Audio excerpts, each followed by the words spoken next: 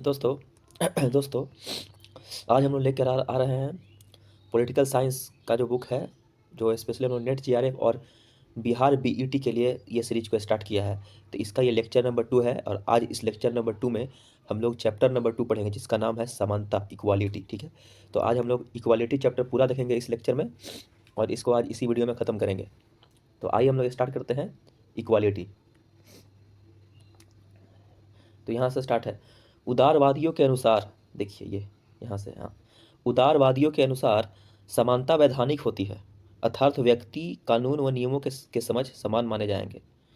ठीक है, उदारवादी कहने का मतलब है कि वैसे उदारवादी जो मतलब उदार विचार के होते हैं, जिसको लिबरलिज्म बोलते हैं, लिबरल विचारधारा के जो लोग होते हैं, उनका ये मानना है कि समानता जो है एक वैधानिक होती है, कानूनी चीज़ है वो, जिसमें हम लोग क्या करते हैं कि व्यक्ति को कानून के बराबर समझते हैं, हर व्यक्ति को, कि ये कानून का बराबर है। ये उदारवादियों के अनुसार ऐसा कहा गया है कि समानता वैधानिक होती है, अर्थात व्यक्ति कानून व नियमों के समझ समान माने जाएंगे। ठीक है, देख सकते हैं अब यहाँ पे ये जो है यहाँ पे देखिए, ये पॉइंट पर को देखिए, उदारवादी के अनुसार समानता वैधानिक होती है, ठीक है, अर्थात व्यक्ति कानून व नियमों के समझ समान माने जाएंगे।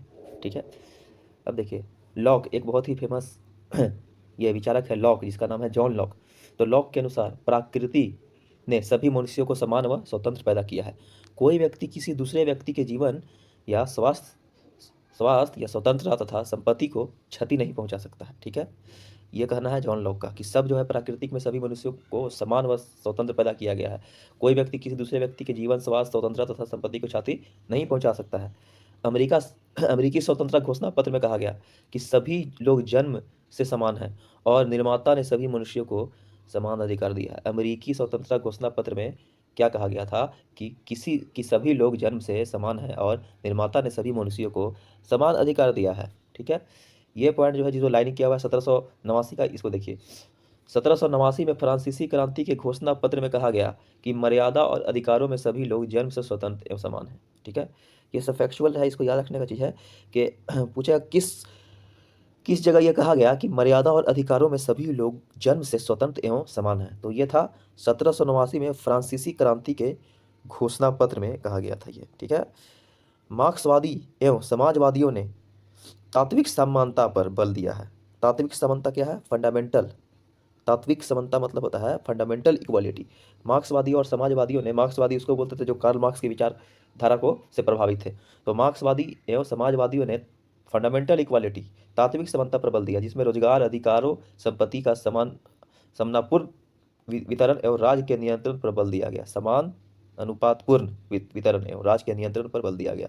ठीक है, ये मार्क्सवादी और समाजवादियों ने तात्विक समानता पर बल दिया, जिसमें रोजगार, रोजगार मतलब जॉब हो गया या कोई भी जिससे आपको रोजगार मिले, तो रोजगार, अधिकारों, संपत्तियों का समानतापूर्ण वितरण एवं राज्य के नियंत्रण पर बल दिया गया। ठीक है, समानता की संकल्पना आधुनिक युग की देन है। ठीक है, कौन से युग की देन है? तो समानता की संकल्पना है जो आधुनिक युग की देन है। आधुनिक युग में समानता की संकल्पना को केंद्रीय बनाने का श्रेय रूसों को दिया जाता है। केंद्रीय बनाने का श्रेय किसको दिया जाता है?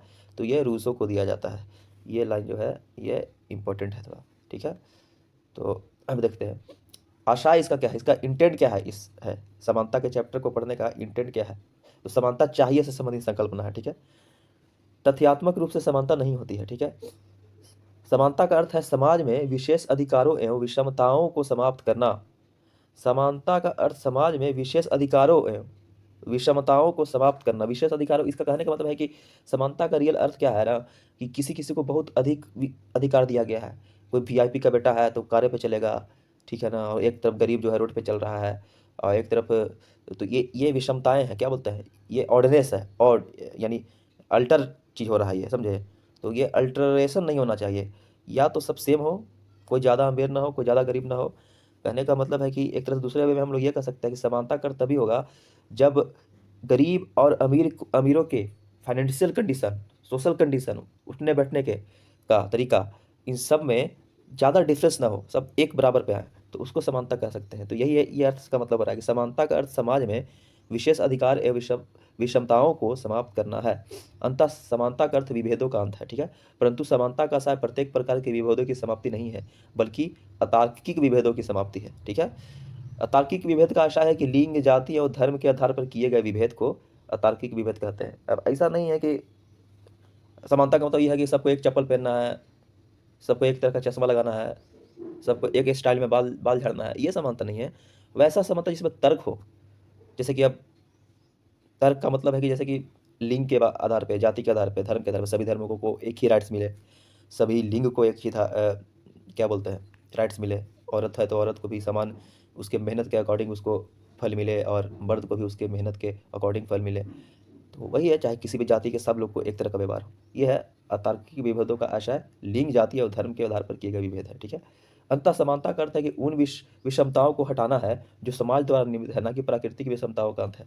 इस चीज़ को समझने का मतलब यह है ना, कहने का मतलब कि समानता का असली अर्थ यह है ना कि उन विषमताओं को, यानी उन ऑर्डिनेंस को हटाना है जो समाज द्वारा क्रिएट किया गया है, सोसाइटी द्वारा क्रिएट किया गया है, ना कि जो प्राकृतिक विषमताएं को अंत करना है।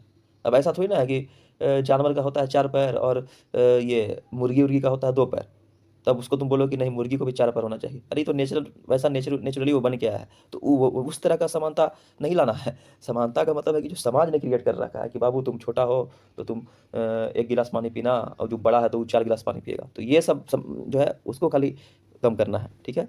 अब आते हैं नेक्स्ट ये आगे टॉपिक पे। अब देखो, समानता का आशय सभी के साथ समान व्यवहार नहीं है। समानता का आशय समान लोगों के साथ समान व्यवहार करना एवं असमान लोगों के साथ असमान व्यवहार करना है, ठीक है। अंततः समानता का समकालीन युग में सबसे सटीक अर्थ अवसर की समानता है।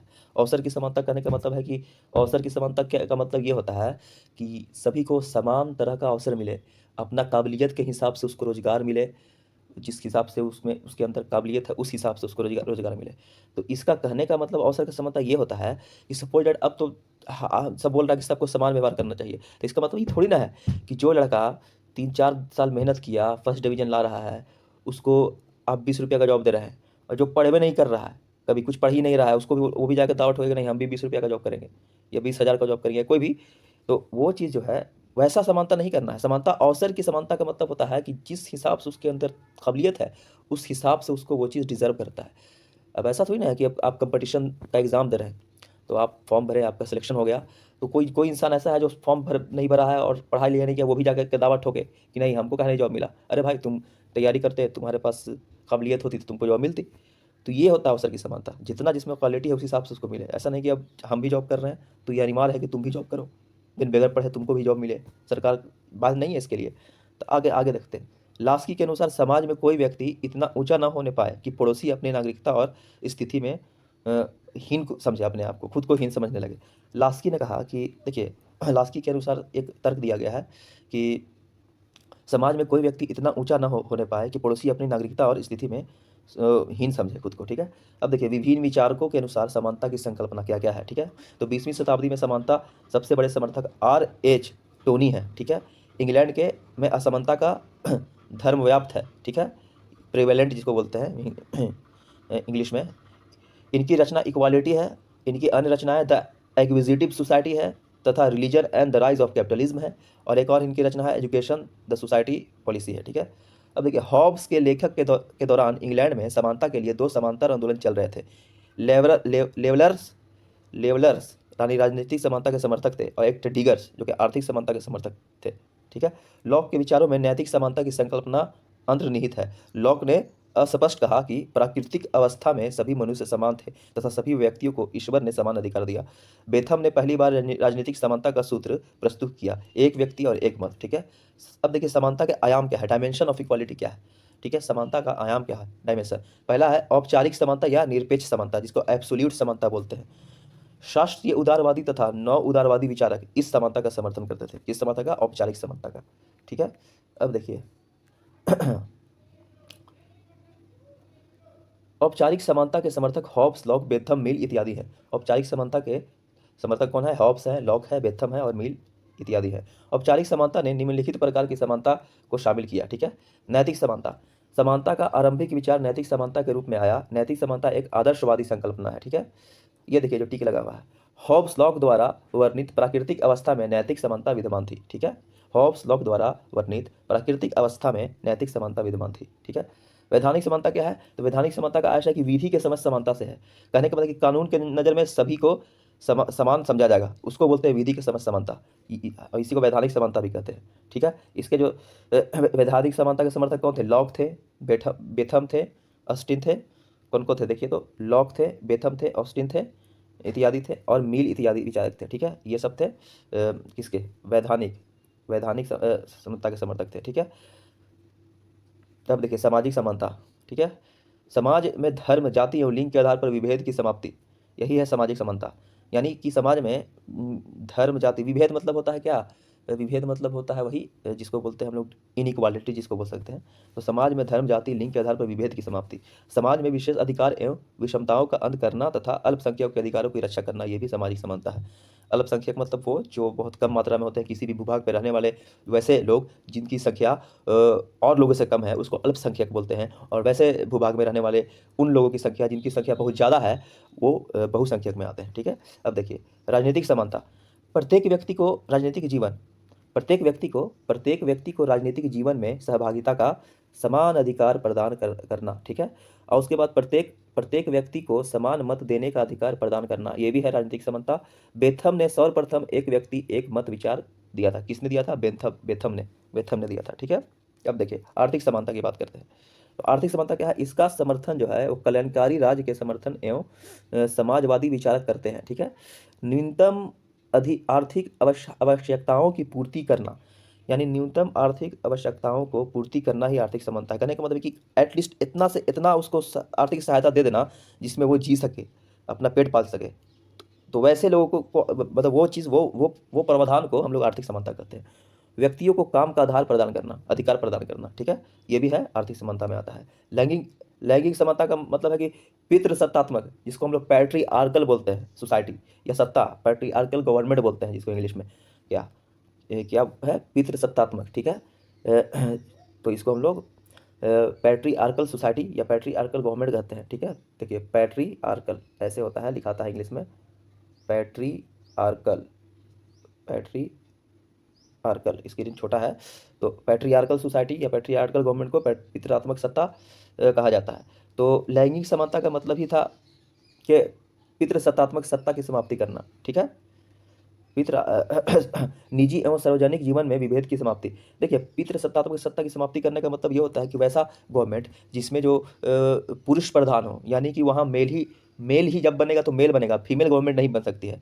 जब भी बनेगी तो वहाँ मेल की मर्दों की सरकार बनेगी, तो उसको बोलते हैं पितृसत्तात्मक सत्ता। तो इसकी समाप्ति करेगा तब ना हम लैंगिक समानता आएगा। अब देखिए निजी और सार्वजनिक जीवन में विभेद की समाप्ति। ठीक है, महिलाओं के घरेलू कार्यों का महत्व स्वीकार करना। ठीक है, और ब्रिटेन के विचारक समाजवादी झुकाव रखते थे। ठीक है, ब्रिटेन के विचारक क्या रखते थे? समाजवादी झुकाव रखते थे। उनमें रिचर्ड टोनी, कौन कौन है समाजवादी झुकाव रखने वाले? देखिए तो रिचर्ड टोनी, ठीक है, जॉर्ज ऑरवेल, रिचर्ड टिटमस, ये 3 लोग प्रमुख थे। रिचर्ड टिटमस, जॉर्ज ऑरवेल और रिचर्ड टोनी, ये जो थे वो समाजवादी झुकाव रखने वाले लोग थे और ये लैंगिक समानता पे बात किए थे। ठीक है, अब देखते हैं अवसर की समानता। हम समझाए थे यह समानता का सर्वस्वीकृत आधुनिक रूप है। मतलब ये अवसर की समानता हर जगह आपको मिलेगा, यही समानता को ज़्यादातर लोग स्वीकार किया है, इसलिए उसको सर्वस्वीकृत आधुनिक रूप कहा गया है अवसर की समानता को। ठीक है, अवसर की समानता को अब देखते हैं कि अवसर की समानता में है क्या।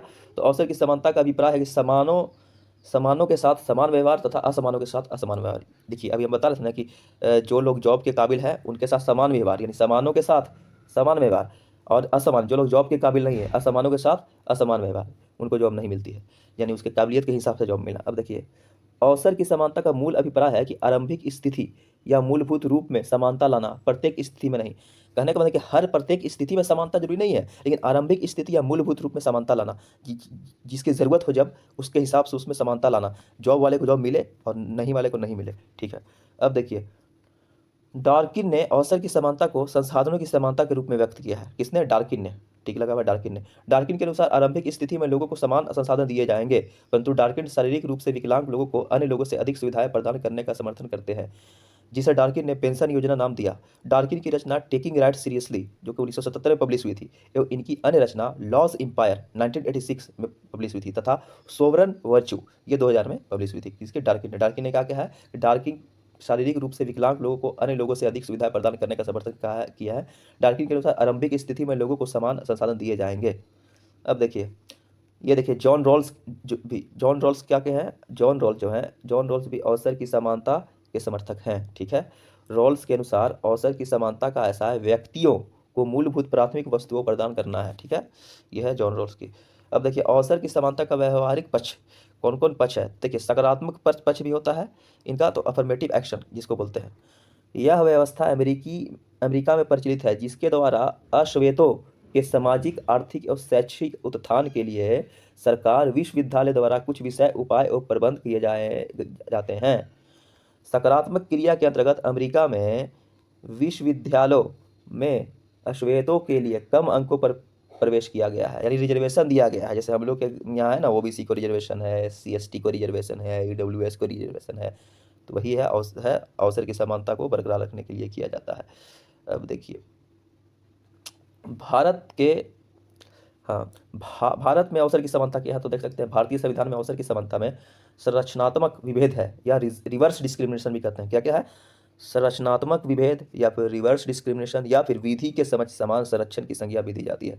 इसके अंतर्गत पिछड़े वर्ग के लोगों को सेवाओं में आरक्षण प्रदान किया जाता है। यह विभेद संरचनात्मक है क्योंकि समाज के वंचित वर्गों के संरक्षण एवं उत्थान के लिए यह विभेद आवश्यक है। ठीक है, अब देखिए, परिणामों की समानता है और परिस्थितियों की समानता। तो परिणामों की समानता का समर्थन मार्क्सवादी विचारक करते थे। मार्क्सवादी वैसे विचारक को कहा जाता है जो कार्ल मार्क्स के आइडियोलॉजी को फॉलो करते थे, उनके विचारधारा से प्रभावित थे। ठीक है, तो वैसे लोगों को मार्क्सवादी विचारक कहते हैं। ठीक है, आइए अब देखते हैं। हाँ, परिणामों की समानता का आशय सभी व्यक्तियों की आर्थिक स्थिति को समान बना देना है। ठीक है, परिणामों की समानता के अंतर्गत मार्क्सवादियों ने, देखिए ये पॉइंट, परिणामों की समानता के अंतर्गत मार्क्सवादियों ने समाज से सामाजिक एवं आर्थिक विषमता को पूर्ण रूप से समाप्त करने का नारा दिया था। ठीक है, अब देखिए, पूंजीवादी क्या है? पूंजीवादी व्यवस्था की समाप्ति के बाद ही वास्तविक ये समानता स्थापित होती है। ठीक है, पर अब देखिए, परिणामों की समानता की आलोचना कौन कौन किए हैं? देखिए, परिणामों की समानता की, तो एक है मिलोवन जिलास जास, क्या नाम है? मिलोवन जिलास। इन्होंने अपनी पुस्तक द न्यू क्लास, इन्होंने मिलोवन जिलास की क्या पुस्तक है? द न्यू क्लास 1957 में कहा कि समाजवादी समाज में समानता केवल एक दिखावा है। वास्तविक रूप से पार्टी एक मुट्ठी भर पदाधिकारियों ने व्यवस्था पर नियंत्रण कर रखा है। ठीक है, यानी कि वास्तविक रूप में पार्टी के मुट्ठी भर पदाधिकारियों ने व्यवस्था का नियंत्रण कर रखा है। ठीक है, अब देखिए, जेम्स बर्नहम ने अपनी पुस्तक जेम्स बर्नम ने अपनी पुस्तक द मैनेजरियल रिवॉल्यूशन 1941 में, ठीक है, ये द मैनेजरियल रिवॉल्यूशन 1941 में प्रबंधकीय क्रांति की चर्चा करते हुए आधुनिक समाज को उत्तर औद्योगिक समाज की संज्ञा दी। उनके अनुसार आधुनिक समाज में व्यवसायी और तकनीकी विशेषज्ञ महत्वपूर्ण भूमिका का निर्वाह कर रहे हैं, इसलिए न तो पूंजीपति प्रधान है, न ही सर्वहारा वर्ग है। ठीक है, अब देखिए, विभिन्न धाराओं के अनुसार समानता का अर्थ क्या है? तो देखिए, कुछ कुछ विचारधारा है जिन्होंने समानता के अर्थ को बतलाया है। शास्त्रीय उदारवादी या परंपरागत उदारवादी, ये समानता को वैधानिक या औपचारिक या राजनीतिक समानता के रूप में स्वीकार करते हैं। मार्क्सवादी, ये समानता के परिणामों की समानता या परिस्थितियों की समानता के रूप में स्वीकार करते हैं। मार्क्सवादी जो है वो समानता को परिणामों की समानता एवं परिस्थितियों की समानता के रूप में स्वीकार करते हैं। ये मूल रूप से समानता को आर्थिक समानता के रूप में मानते हैं। इनके अनुसार आर्थिक समानता के अभाव में राजनीतिक या वैधानिक समानता निरर्थक है। देखिए, सकारात्मक उदारवादी या कल्याणकारी राज्य के समर्थक, इनके अनुसार समानता का अवसर की समानता से है। अवसर की समानता के अंतर्गत वैधानिक, आर्थिक व राजनीतिक सभी तरह की समानता शामिल है। ठीक है, समानता की समुदायवादी संकल्पना क्या है? तो वाल्जर ने जटिल समानता कॉम्प्लेक्स इक्वालिटी पर विचार प्रस्तुत किया है। पूछेगा कि कॉम्प्लेक्स, क्या नाम है इसका? वाल्जर ने कहा है कि कॉम्प्लेक्स इक्वालिटी का विचार वो प्रस्तुत किया है। कौन? ये वाल्जर। ठीक है, इसके अनुसार समाज में मूलभूत वस्तुओं के वितरण के भी भिन्न मानदंड होने चाहिए। ठीक है,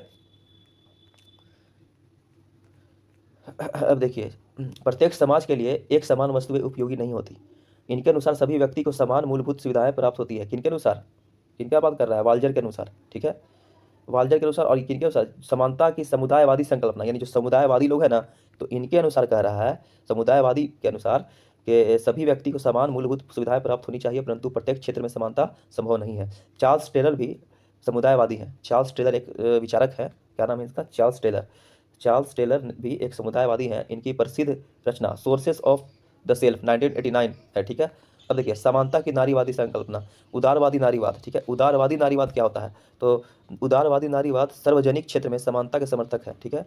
तो नारीवाद के मतलब, कहने का मतलब क्या है ना, देखिए, नारीवाद से आशय है, वैसे देखिए, नारीवाद जो वर्ड है ना, ये नारीवाद, इसका मतलब होता है कि वो लोग जो वो वुमेन्स को ज़्यादा सपोर्ट करते हैं। ज़्यादा क्या मतलब, उनके हक के लिए, उनके राइट्स के लिए जो लड़ने वाले लोग होते हैं, उनको नारीवाद कहा जाता है, ठीक है।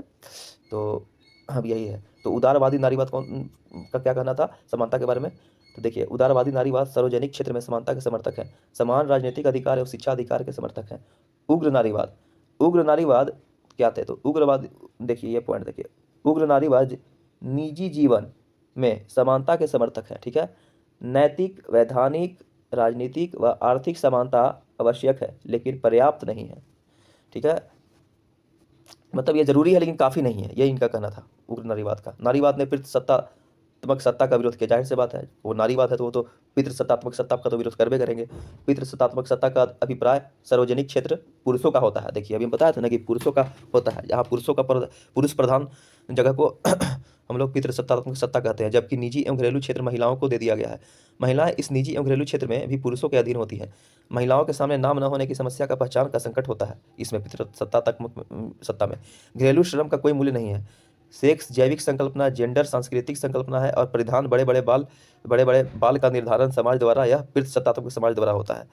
समानता का आशय यह नहीं कि नारी को पुरुषों के समान बना दिया जाए, बल्कि नारीवादी मूल्यों को समाज में उचित स्थान दिया जाए, ठीक है ना। ये नारीवाद, उग्र नारीवाद का ये समर्थक था, कहना था कि समानता का आशय यह नहीं है कि नारी को पुरुषों के समान बना दिया जाए, बल्कि नारीवादी मूल्यों को समाज में उचित स्थान दिया जाए, ठीक है।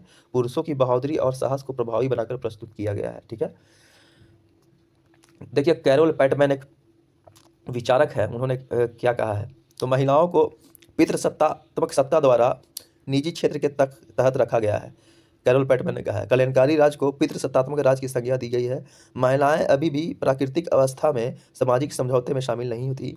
इनकी रचना feminist critiques of public private dichotomy, ये इनकी एक रचना है कैरोल पैटमैन की, जिसका नाम है feminist critiques of the publics private dichotomy. 1983 को ये रचना पब्लिश हुई थी। अब देखिए, बेट्टी फ्रीडन, बेट्टी फ्रीडन क्या, कौन थी, महिला मुक्ति की जन्मदाता है ये। इन्होंने मुक्ति की महिला मुक्ति की जन्मदाता कहा गया है इनको, ठीक है। द्वितीय चरण में नारीवादी आंदोलन, रेडिकल फेमिनिज्म को इन्होंने का आधार रखा था, ठीक है। द्वितीय चरण में नारीवादी आंदोलन, रेडिकल फेमिनिज्म का आधार रखा गया था। इनकी रचनाओं के नाम है the feminine mistake 1963 and the second stage. The feminine mistake नाम क्या था, द फेमिनिन मिस्टिक और द सेकंड स्टेज। अब देखिए, मुख्य समस्या नाम न होने की समस्या महिलाओं के समक्ष विद्यमान है, ठीक है। अब देखिए, केट मिलेट, ये सब जो जितने जो नाम लोग हम बता रहे हैं, ये सब जो है वो उग्रवादी नारीवाद के समर्थक थे, तो यही सब का नाम आ रहा है। केट मिलेट, नारीवादी राजनीति दिन प्रतिदिन राजनीति है, ठीक है। दिन प्रतिदिन की राजनीति है, ये इनका कहना था। नारीवादी राजनीति जो है वो दिन प्रतिदिन की राजनीति है। अब इन्होंने, इनकी एक रचना थी, प्रसिद्ध रचना जिसका नाम था द सेक्सुअल पॉलिटिक्स, 1969 में ये रिलीज हुआ था, ठीक है। अब देखिए, जर्मिन ग्रीर की प्रसिद्ध रचनाएं हैं, सेक्स एंड डेस्टिनी 1984 को, जर्मिन ग्रीर की ये प्रसिद्ध रचना है।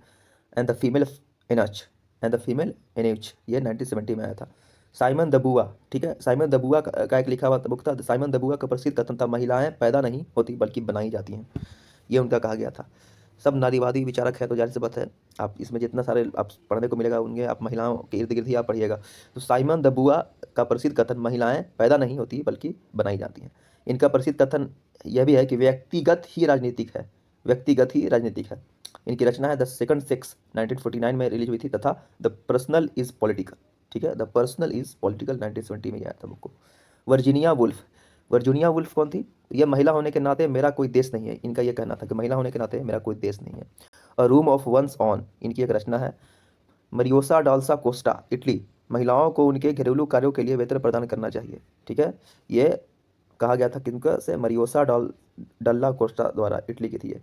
कैरोल गिल्गिन की बात करते हैं, ये इनको आप सीडीपी में भी पढ़िएगा, जब आप मल्टीपल इंटेलिजेंस या पढ़िएगा ना, तो उसमें आप हॉवर्ड गार्डनर के 8 इंटेलिजेंस के बारे में पढ़िएगा, और उस 8 इंटेलिजेंस में उनका उस इंटेलिजेंस को क्रिटिसिज्म किया गया है, और उनको जो क्रिटिसिज्म करने वाली हैं यही कैरोल गिल्गिन ही ने उनको क्रिटिसिज्म किया था। तो इनकी रचना इन अ डिफरेंट वॉइस 1982 है, ठीक है। मनोवैज्ञानिक दृष्टिकोण से लड़कियों का लगाव माँ से होता है, जबकि पुरुषों अपनी पहचान स्वतंत्र रूप से बनाना चाहता है, ठीक है। तो ये कैरोल गिल्गिन का कहना था कि मनोवैज्ञानिक दृष्टिकोण से लड़कियों का लगाव माँ से होता है, जबकि पुरुष अपनी पहचान स्वतंत्र रूप से बनाना चाहता है। इन्होंने देखभाल की नैतिकता एथिक्स ऑफ केयर का विचार प्रस्तुत किया, जो कि रॉल्स की न्याय की नैतिकता से अलग है।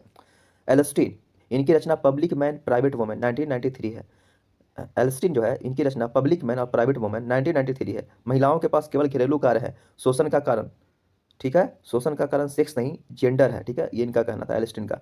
आयरिस मेरियम यंग ने justice and politics of difference 1994 नामक प्रसिद्ध रचना लिखी। इनकी अन्य रचनाएं inclusion and democracy 2001 on the female body experience 2005 है, ठीक है, एलिस्टिन की। कोहेन ने रेस्क्यूइंग जस्टिस एंड इक्वालिटी नामक रचना लिखी है।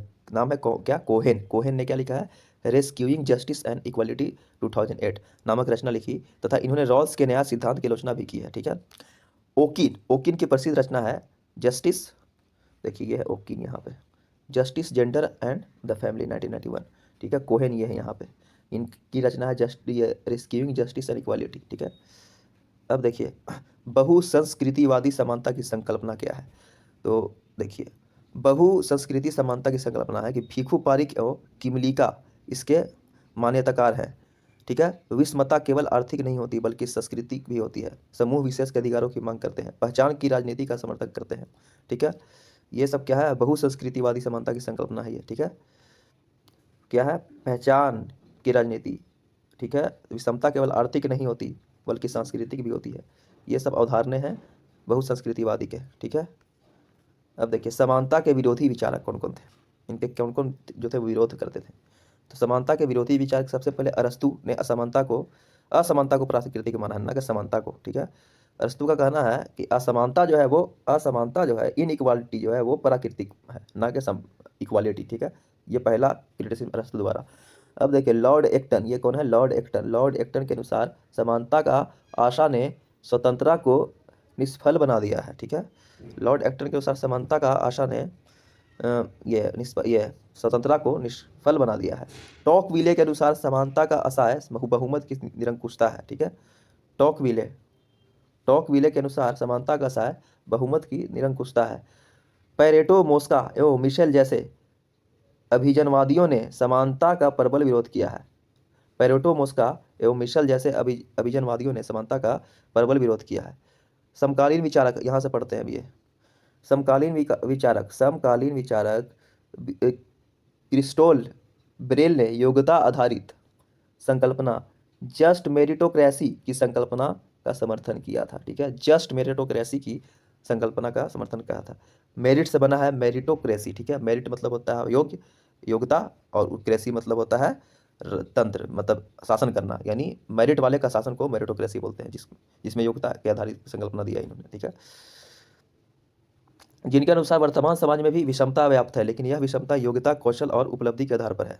माइकल यंग ने अपनी रचना the rise of meritocracy, Michael Young की बुक क्या था, माइकल यंग ने अपनी रचना द राइज ऑफ मेरिटोक्रेसी 1958 में योग्यता तंत्र की आलोचना का तथा योग्यता आधारित संकल्पना मेरिटोक्रेसी की भी आलोचना की है, ठीक है। ये माइकल यंग ने अपनी रचना, लास्ट वाला लाइन पढ़िए, last second line, Michael Young ने अपनी रचना द राइज ऑफ मेरिटोक्रेसी 1958 में योग्यता तंत्र की आलोचना की तथा योग्यता आधारित संकल्पना मेरिटोक्रेसी की भी आलोचना की। उदारवादी कभी भी परिणामों को समानता की बात नहीं करते हैं, उदारवादी कभी भी परिणामों की समानता की बात नहीं करती है। ये सब क्रिटिसिज्म था समानता का। ये 3-4 लोग जो थे समानता के विरोधी विचारक थे, और इन्होंने भी ये सब दिया था। कौन कौन पढ़े, माइकल यंग पढ़े आप, ठीक है।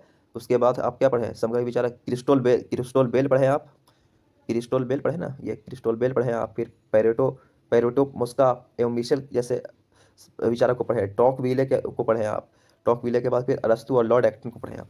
तो आज हम लोग जो है वह इक्वालिटी को ख़त्म कर दिए हैं। देखिए चैप्टर नंबर 2 था और ये सेशन नंबर 2 भी था। ये नेट जेआरएफ ओरिएंटेड क्लास है, जो कि नेट जेआरएफ और बीईटी बिहार बीईटी जो असिस्टेंट प्रोफेसर बनने का के लिए जो अभी वैकेंसी आने वाली है उससे ओरिएंटेड ये पॉलिटिकल साइंस की क्लास थी आज। और ये आज पार्ट ये क्लास का ये लेक्चर 2 था। और कल हम लोग लेकर आएंगे फिर से एक नया चैप्टर और इसको हम लोग देखेंगे। तो उसके बाद हम लोग धीरे धीरे इसको ख़त्म करने के बाद फिर हम लोग राजनीतिक विचारक पढ़ेंगे, ठीक है, जिसको हम लोग बोलते हैं western political thinker. Western political thinker जो होता है ना, तो वो पढ़ेंगे हम लोग। उसके बाद फिर हम लोग अभी जो कल नेक्स्ट वाला जो चैप्टर पढ़ेंगे, कल हम लोग पढ़ेंगे जस्टिस, जिसको बोलते हैं न्याय। हम लोग ने अभी हम लोग लिबर्टी पढ़ लिए, स्वतंत्रता पढ़ लिए, समानता पढ़ लिए, अब हम लोग न्याय पढ़ेंगे, ठीक है, कितने तरह का न्याय होता है, कैसे कैसे न्याय होता है, कौन कौन विचारक क्या बोले हैं उन पे। तो अगर आपको अच्छा लगा ये चैनल को तो इसको लाइक कीजिए और सब्सक्राइब कर दीजिए। कोई भी अगर पॉलिटिकल साइंस के स्टूडेंट हैं और अगर नेट जेआरएफ और बेट देना चाहते हैं तो ये जो लेक्चर है उनके लिए काफ़ी उपयोगी होगा। ये मैं पहले पढ़ता हूँ, फिर अच्छे से इस पर रिसर्च करके मैं यहाँ इसको फिर मैं इस पर डिस्कस करता हूँ। ठीक है, फिर टेक केयर।